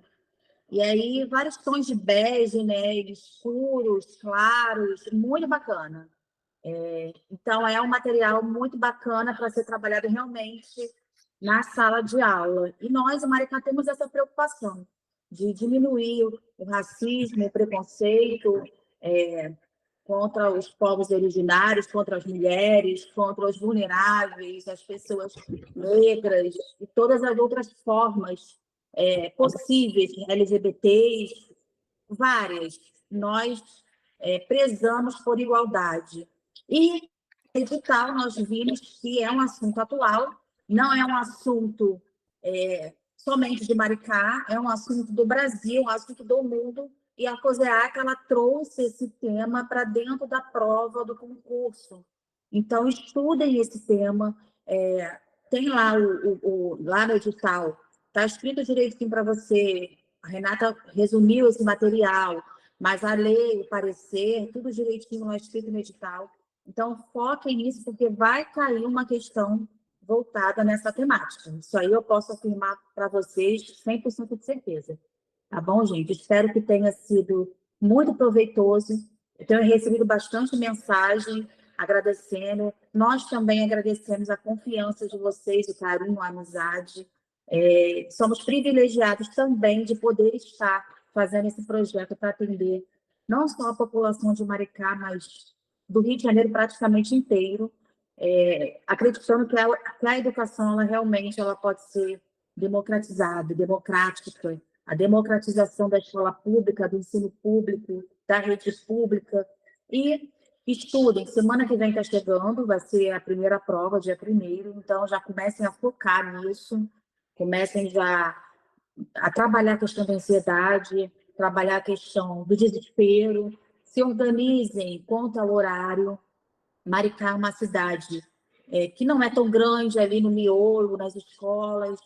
Então, se organizem pela questão do trânsito, tudo isso, tá, gente? Então, já tem que começar a pensar, separar a caneta, separar o biscoito que, porventura, você queira levar, e a questão do tempo. Por quê? Porque a gente que é calejado com concurso público vê muita gente ficando de fora porque não consegue chegar no tempo devido. E é triste você estudar bastante e chegar na hora para uma coisa que poderia ser evitada. Então, já vão pensando sobre isso, porque daqui a uma semana vocês estarão, nesse momento, já aliviados de terem feito a prova. Tá bom, Renata? Muito obrigada por ter aceitado o nosso convite. Tá? Muito obrigada mesmo.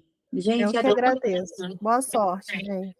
até amanhã. Amanhã nós iremos fazer mais um simulado no modelo daquele de ontem, com outras questões, logicamente, outras temáticas, mesmo horário, tá bom, gente?